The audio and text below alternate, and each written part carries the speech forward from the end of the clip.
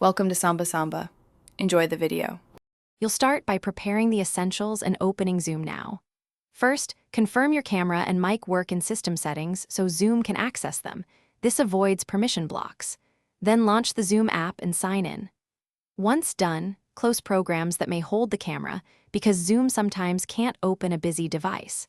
Make sure your laptop is on stable power or battery is sufficient so the camera won't cut out mid-setup. Now you'll select and test the camera inside Zoom. Go to Settings, choose Video, and pick the built-in camera or external webcam from the drop-down so Zoom uses the right feed. Use the preview to check framing, exposure, and lighting. Move the laptop or adjust lighting for a balanced image.